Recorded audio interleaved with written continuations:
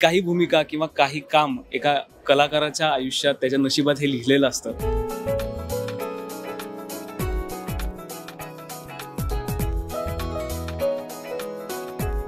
माऊलींची भूमिका करायला मिळतोय ह्याचा एक वेगळा आनंद होता सगळ्यांनाच. नमस्कार, मी अंकिता शिंदे. इट्स मज्जामध्ये तुम्हा सगळ्यांचं स्वागत. सध्या मी आळंदीत आहे. संत ज्ञानेश्वरांची मुक्ताई या चित्रपटाचं प्रमोशन सुरू आहे आणि या चित्रपटात जे कलाकार संत ज्ञानेश्वर माऊलींची भूमिका साकारणार आहेत ते तेजस बर्वे माझ्यासोबत आहे. तेजस, कसे आहात? मी फार उत्तम आहे. आळंदीत आल्यावर छानच वाटतं आणि इथे आज माऊलींच्या समाधीजवळ आपण बसलोय. मी खूप म्हणजे काय म्हणतो आपण ओव्हर द टॉप आत्ता कुठेतरी एका माइंडसेटमध्ये आहे. I am so glad. पण तेजस, प्रत्येक नायकाची अभिनेत्याची एक ड्रीम असतं, स्वप्न असतं की माझी अशी एंट्री पाहिजे.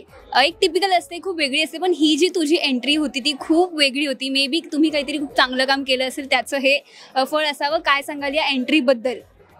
मला खरं माहीत नाही, कारण मी ऑनेस्टली मला जेव्हा सगळा एंट्री कशी असणार आहे काय वगैरे मला सगळं जेव्हा कळलं तेव्हा मी सरेंडर केलं. मी शरण गेलो माऊलींना की कारण या पद्धतीचं कधी काही केलेलंच नाही आहे मी. सो मी शरण गेलो माऊलींना की जे काही तुम्हाला योग्य वाटत असेल ते घडू द्या आज इथे. सो ती कशी वाटली ते खरं तर सगळे प्रेक्षकच सांगतील, कारण मी कम्प्लीट शरण गेल्यामुळे मला काय घडलं मला खरोखर आठवत नाही आता काही. अगदीच. पण ज्ञानेश्वर माऊलींच्या समाधी पुढून एंट्री मिळणं ही खूप भाग्याची गोष्ट आहे. पण कास्टिंगबद्दल काय सांगाल? ही भूमिका, हा सिनेमा तुमच्यापर्यंत कसा आला? याची रंजक गोष्ट आहे ॲक्च्युली. कास्टिंग कसं झालं याची ती इव्हेंच्युअली मी सांगेन. ती एवढ्यात मी सांगत नाही मुद्दाम कोणाला. पण मला वाटतं की काही भूमिका किंवा काही काम एका कलाकाराच्या आयुष्यात त्याच्या नशिबात हे लिहिलेलं असतं. सो मला वाटतं की हा चित्रपट, ही व्यक्तिरेखा, ही भूमिका माझ्या नशिबात कुठेतरी देवाने लिहून ठेवली होती म्हणून ती माझ्यापर्यंत पोहोचली. आणि ही भूमिका तुम्हाला साकारायला मिळणं हे फक्त तुमचं भाग्य नाही, तर कुठेतरी घरच्यांनाही खूप अभिमान वाटत असेल, चांगलं वाटत असेल. सो जेव्हा घरी सांगितलं की अशी भूमिका माझ्याकडे आली, कारण लहानपणापासून आपण ज्ञानेश्वर माऊलींबद्दल काही ना काही ऐकतच आलेलो असतो, तर घरच्यांची रिॲक्शन काय होती आणि त्यांच्याकडून काही सल्ले वगैरे देण्यात आले होते का? नाही, सल्ले काही नाही, पण अर्थातच खूप छान वाटलं. आणि मी दिग्पालदारासोबत आधीसुद्धा काम करत होतो, त्यामुळे मी या कुटुंबाचाच भाग आहे.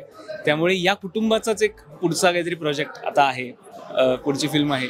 सो याने एक आनंद होताच, पण माऊलींची भूमिका करायला मिळतोय ह्याचा एक वेगळा आनंद होता सगळ्यांनाच. आणि या चित्रपटात तुमच्या जोडीला नेहा नाईक आहेत किंवा अक्षय केळकर आहेत. अक्षय केळकर निवृत्ती महाराजांच्या भूमिकेत, म्हणजे मोठ्या भावाच्या भूमिकेत. तर मला असं विचारायला आवडेल की खऱ्या आयुष्यात तेजस बर्वेच्या आयुष्यात निवृत्ती महाराजांसारखं कोण आहे? कोणी मोठा भाऊ, कोणी मित्र असा आहे का जो कायम तुमच्या बरोबर असतो?